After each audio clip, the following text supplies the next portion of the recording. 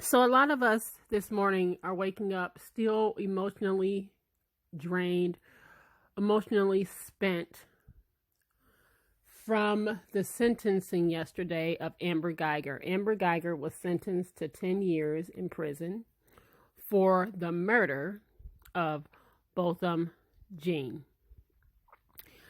And like I said before in my previous video, it's not like a lot of us, like myself, didn't even think she was going to get that. I thought that they were going to come back with a manslaughter charge. But besides that, it's the displays that happened in the courtroom yesterday that has me actually more upset. And we're going to get into that and why that may have been. So yesterday, Botham Jean's, or Botham Jean's, forgive me if I'm mispronouncing his name. His brother got on the stand yesterday and said that he forgave Amber Guyger for killing his brother. Matter of fact, he went as far to say, I don't even want you to go to jail. I forgive you. I love you. My brother wouldn't want this. Asked to be, asked if he could hug Amber Guyger. And he went up and they had this display where they hugged each other. The judge also hugged Amber Guyger after her sentence was read. I've never seen a judge do that before. Please correct me if I'm wrong. I've never seen a judge do it. The bailiff stroked Amber Guyger's hair after she was sentenced, somehow making her the victim of everything that's happened in the last year. And it made a lot of us upset.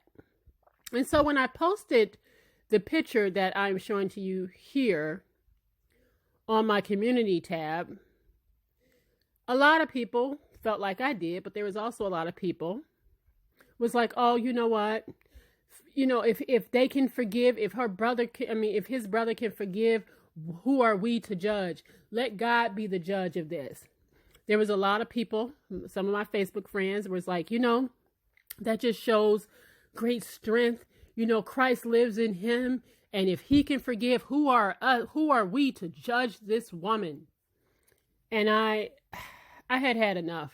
I honestly have had enough of that. Let God be the final judge of her. And who are we to say this? And who are we to say that? We are, put on this earth to love, not hate. Don't have hate in your hearts. I saw a whole lot of that yesterday. And I'm going to probably say some things in this video that's probably going to offend some people. But I hope that we can have at least a civil discourse here, a civil discussion. And in the end of it, you can leave your comments and we can have a nice, healthy debate about this. First things first, I said it on my last video, I'm getting pretty tired of Black people always being conciliatory. I'm just tired of Black people always being the ones to forgive, when if it was the other way around, you would never get this kind of mercy for yourself or your family. You just wouldn't. And yet, here we are again being conciliatory. And let me tell you, what that brother did on that stand definitely affected the sentence of Amber Guyger. That jury took what he said into consideration. And for the record, he also went rogue. So that his feelings does not necessarily reflect what his family felt, because his mother and his family had a completely different feeling about when she got 10 years. He was doing that on his own. So I don't want to paint the entire family as such. That was what he felt. But I didn't see that from the mom. Okay. So I want to make that distinction. But nonetheless, here we are again, consoling the white woman and her white tears, because somehow Black people are conditioned to believe that white people's ice is colder and their water is wetter. I don't understand any of that, but I do personally believe that what we were conditioned with 400 years ago has led up to this very moment. And like I said, it's going to be a little spiky for some of the people. And it took me a while to get here. But you know what? Christianity has fucked up Black people. I'm just going to say it. Christianity has fucked up Black people. The mental conditioning that Black people have had for 400 years has brought us to this very moment. Now, for the record, I grew up in the church since I was a baby, okay? I was baptized in the Catholic Church. My father was Catholic. My mother was Catholic for a while, but she decided she couldn't do it. She was bored by Catholicism and going to the Catholic Church. So she went back to being a Baptist as she grew up, in the South. My mother was in the choir. My uncle was a pastor. And so I know something about being in the church all day. I was at Sunday school, morning service, afternoon service, and evening service every Sunday until I got around 14, maybe 14, 15, when my mom gave me the option, do you want to go? Nope, I don't want to go no more. And I stopped going because I was sick of it. I was tired. Now, that wasn't my last experience with church. Of course, I still went back when my children were young. I found a church out in my community. It was a little bit more mixed as far as mixed race. Everybody was there. More my speed, because we got out, we started at 10 and we was out by 11:15, bada bing, bada boom. I loved it. Okay. More than likely I loved it because it was short. But over the years, I have come to a different understanding about Christianity. I've been reading a lot of books over the years, just trying to come with my own understanding of how Christianity works. And I have concluded that Black people from the beginning were conditioned to accept Christianity. Matter of fact, remember, one of the only things they could read, if they were to read, was the Bible back then when they were slaves. And according to the Bible, slavery is actually in the Bible if you don't know. And my understanding of it all is that Black people were taught, you know what? Yes, you are suffering right now. You are slaves. You are enslaved. We raping y'all. We killing your kids. We're throwing your babies to the alligators. We're selling off your families. And you're suffering right now. But guess what? Your riches will come in heaven. So just wait, because your riches will be in heaven. And Black people bought into it. They also bought into the idea of heaven and hell, including myself, okay? There was a time, and I still do, listen, before I go on, let me just say this. I do believe in God. I pray several times a day. I am a spiritual person, not religious, but I am spiritual, and I definitely believe in a higher power. But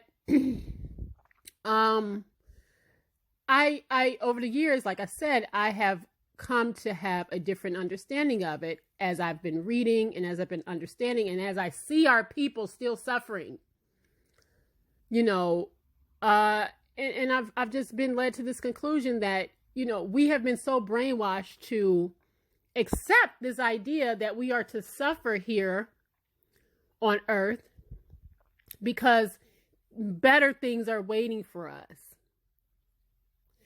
And for 400 years, this is what it's been like. For 400 years, Black people have bought into this notion that you are to suffer here on earth because better is coming. And if someone wrongs you, don't worry about it because they will get their just due. They will meet their maker and God will be the judge of them. How do we know that? How do we know that God will be the judge of them and something will happen when in another breath, I remember pastors saying, you know what? Even if you've sinned, even if you've done wrong, if you accept Christ as your Savior, you will be forgiven. So if somebody's done wrong, they can still be forgiven. So why would they be judged? I have grown up thinking all of this and just wrestling with these thoughts. And so when I see the display that I saw yesterday with the black people consoling her, stroking her hair, the judge hugging her, the brother forgiving her, and seeing so many people with that mindset. Well, we should forgive as Christ forgives us, and she will meet her maker. She will have to pay for that. God will be the judge. How do you know? How do you know? And all it does is give people like Amber Guyger and others like her to say, you know what? I can see that, if I kill somebody, let's see, I can kill them. And not only do I get a shortened sentence, but they will forgive me. This is, do you think that they're going to stop killing us any less? That display just showed them that it's okay. Hell, there's a man sitting in jail for 45 years for killing a police dog. He's going to do more time than this girl, 4 times over.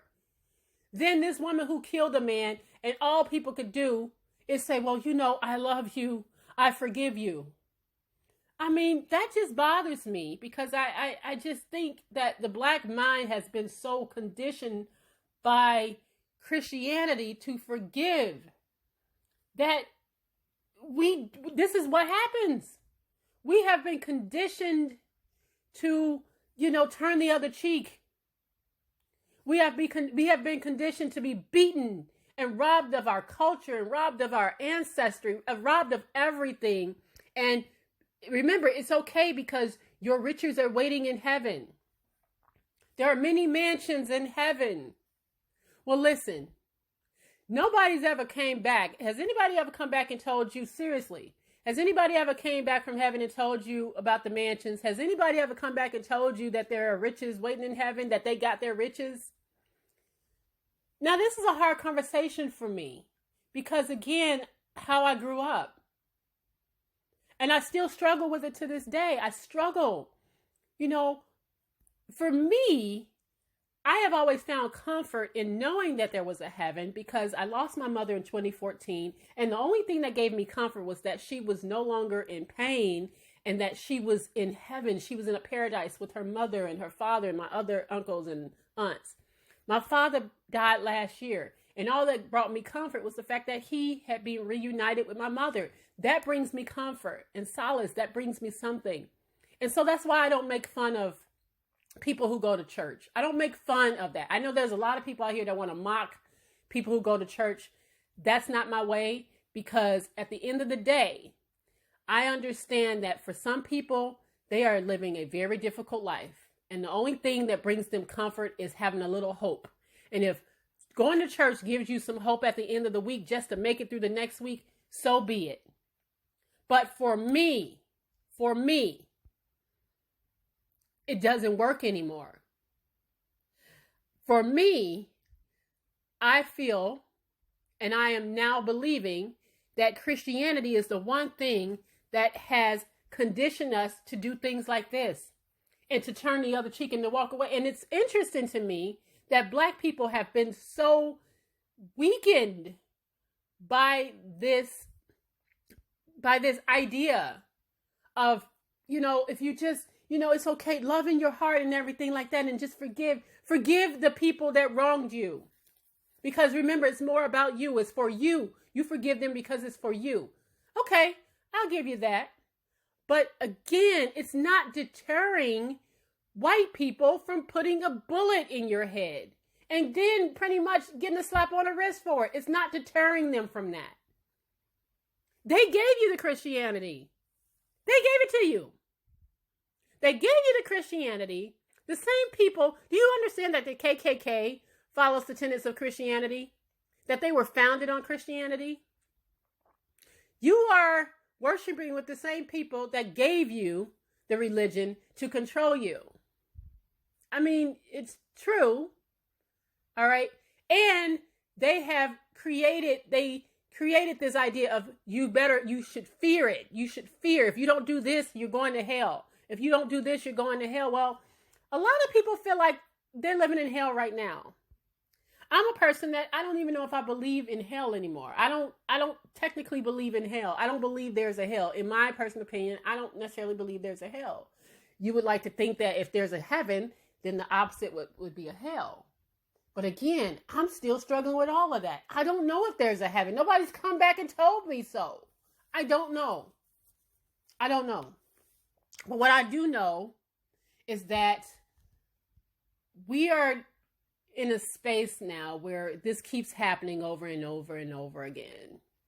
And Black people remain docile. And I honestly think that the foundation of that is Christianity. And these are the same Christian folk, Black folk, that will sit here and hug this woman and forgive her and say, oh, it's okay, baby, it's okay. But we'll throw your kid out on the street for being gay.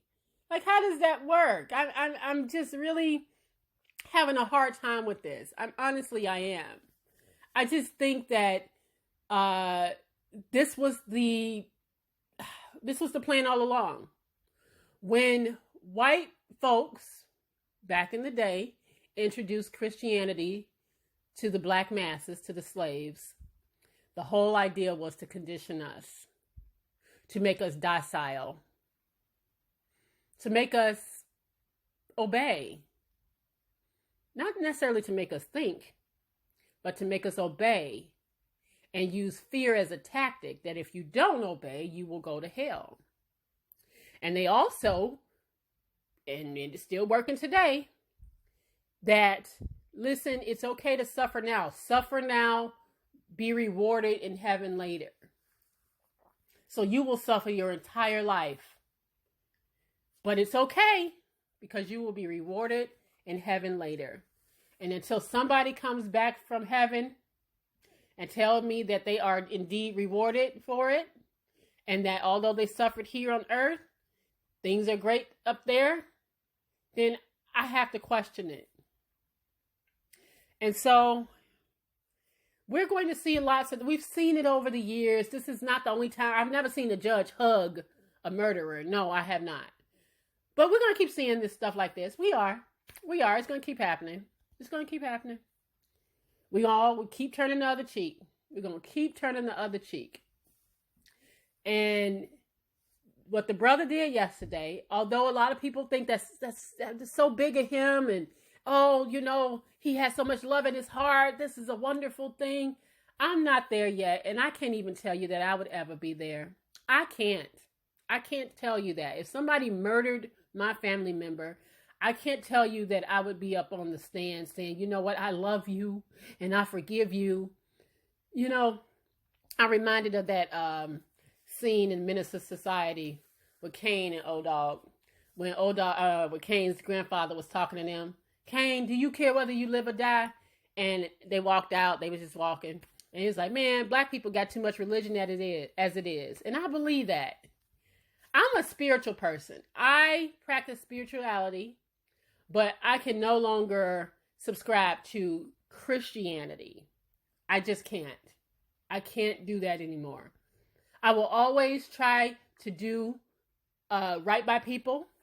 I do believe in what I put out, I get back.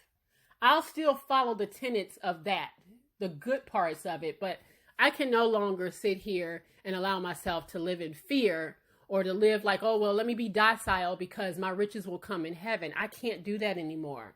And I wish Black people would at least think about that as they go forward. You know, it's okay to believe in God. I do. But being docile, you've been conditioned to be this way. This is conditioning. That's all this is. And I hope that we can at least have a civil discussion about it. Like I said, I'm not mocking Christianity, but I'm definitely questioning it more and more, which is why I don't subscribe to it anymore. So, you know, it took a long time for me to get there. That was not an easy thing for me to conclude, but it's been years coming. I have been struggling with this for years. Trying to understand why we still subscribe to something that was given to us to keep us in a certain way. it just bothers me so. So, like I said, I still believe in God. I still pray every day. But subscribing to actual Christianity, that I can't do anymore. Because this yesterday bothered me. And I looked at it and I said, that ain't nothing but Christianity that has conditioned people to do that. To be docile. And I don't want to be docile anymore when it comes to stuff like this. All right? She deserved life as far as I'm concerned. I wish she hadn't gotten it. And I'm not going to turn the other cheek. I'm sorry. I don't feel that way. But I'd love to hear what you guys think as we go forward with this. And, you know, like I said, I don't wish to mock anybody's religion, but I do definitely question it. So,